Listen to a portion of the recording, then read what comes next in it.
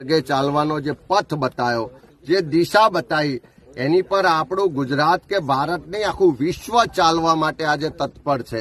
આખા વિશ્વના લોકો ગાંધીજીની પ્રતિમા મૂકે છે, એનામાંથી પ્રેરણા મેળવે છે.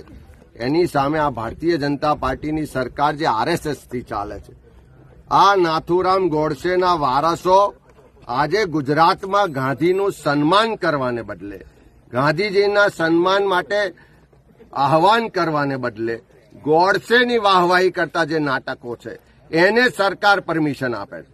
એ રાજકોટમાં કાર્યક્રમ થાય, ભાવનગરમાં થાય, જામનગરમાં થાય કે અમદાવાદમાં થાય, પરમિશન કોણ આપે છે? આ ભાજપની ડબલ એન્જિન સરકાર આપે છે. અત્યારે કદાચ હું માનું છું કે જો આપણા સરદાર સાહેબ દેશના ગૃહમંત્રી હોત તો આવા નાટક કરવા વાળાને તો ક્યારનાય જેલમાં મોકલ્યા હોત.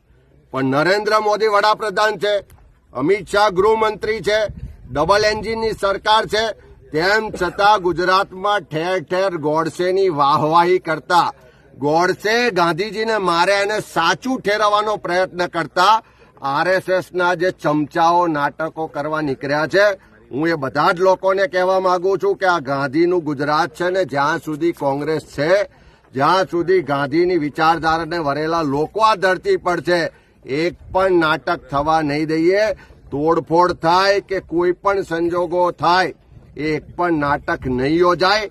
અને આ જે સરકારમાં થોડી ઘણી પણ શરમ હોય તો ભલે તમે ગોડસેની વિચારધારામાં માનતા હોય, ભલે તમારા આકાઓ જે આરએસએસના છે એમના ઈશારે આ થતું હોય ને તમારાથી બોલાતું ના હોય, પણ ગાંધીના ગુજરાતમાં રહો છો, ગાંધીના નામે રાજકારણ કરો છો, એમાંથી થોડી ઘણી પણ શરમ હોય તો સરકાર આની પર બેન્ડ લગાવે.